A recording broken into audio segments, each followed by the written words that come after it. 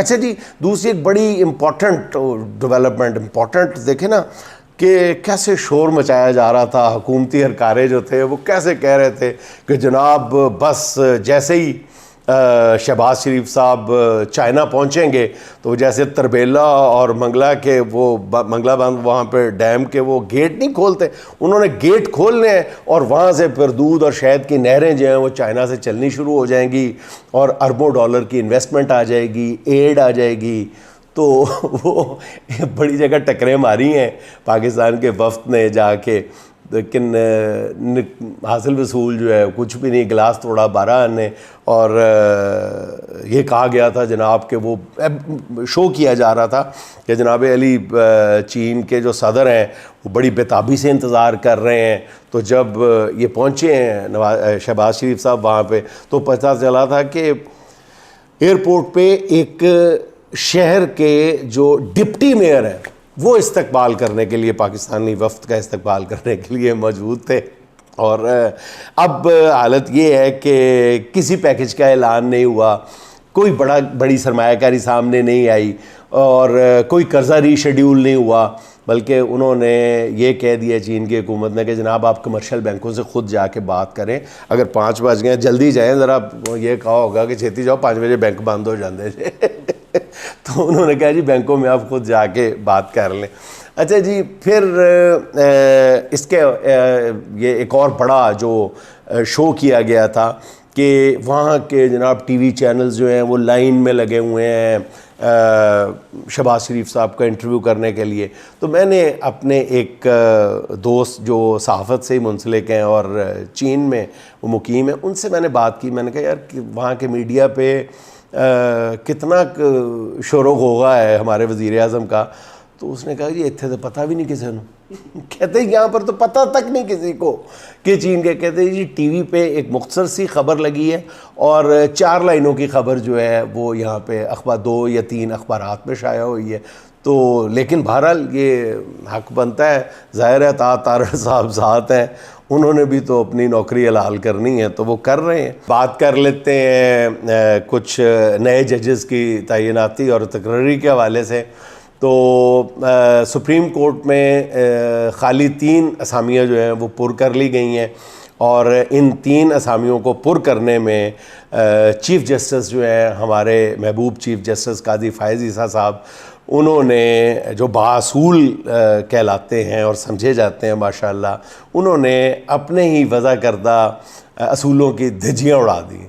Lahore high court के chief justice Malik Shahzad साहब और चीफ़ जस्टिस शाहिद बिलाल और सिंध हाई कोर्ट के चीफ़ जस्टिस जो हैं अकील अब्बासी साहब, इन तीनों को सुप्रीम कोर्ट का जज बनाया गया।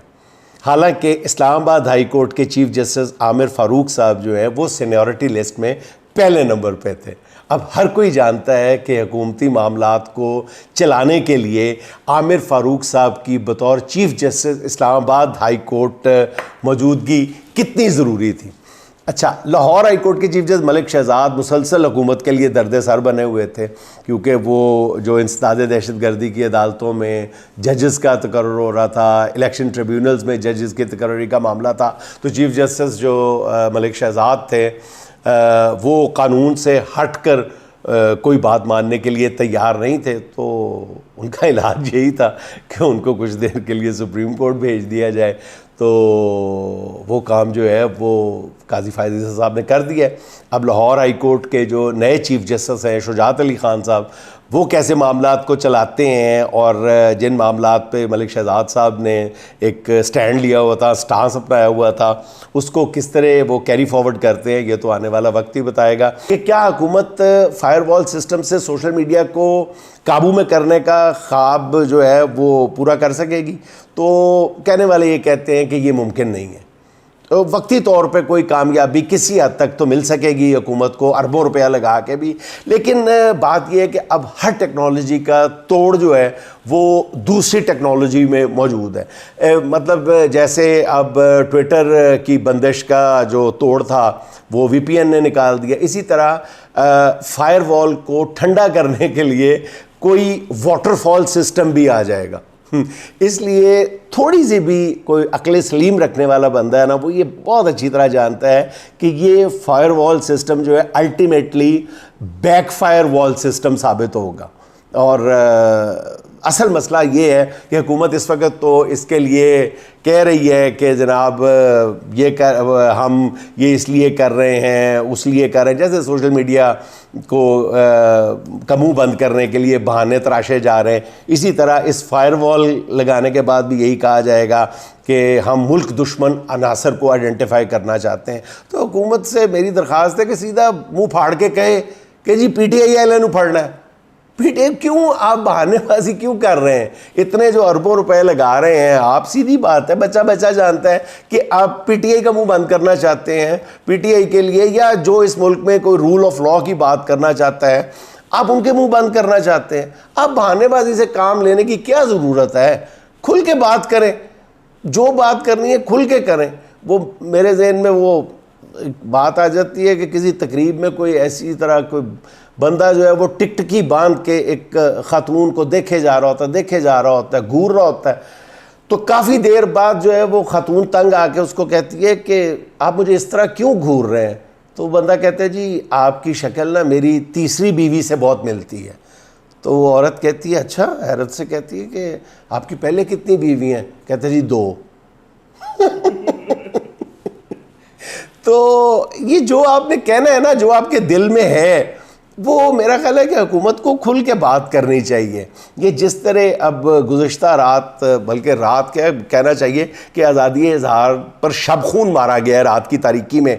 12:30 शायद 1 बजे रात को ख़बर आई है कि कायम मुकाम गवर्नर साहब ने जो है वो उस बिल पे साइन कर दिए हैं। सोशल मीडिया को जो दबाने के लिए पंजाब हुकूमत ला रही है, और वो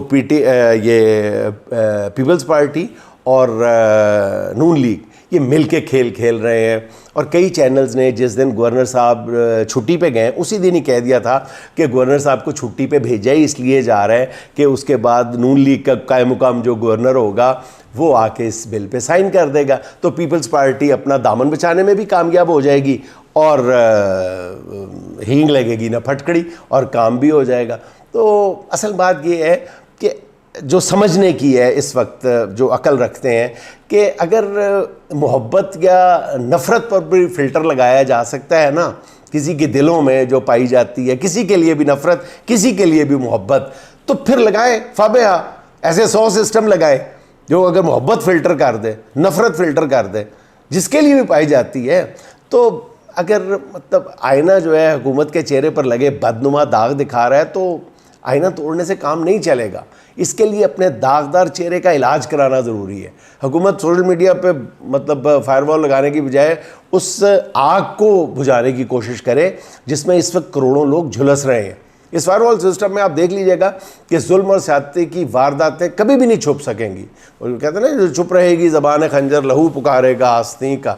तो ये हुकूमत कभी भी इसमें कामयाब नहीं हो सकती। और नाज़रीन, इसके साथ ही आज की छोटी सी बात ये ऑन अ लाइटर नोट कि ज़िंदगी की दौड़ में ना जाने कितनी चीज़ें पीछे छूट गईं, बस एक पेट ही था जो आगे निकल गया।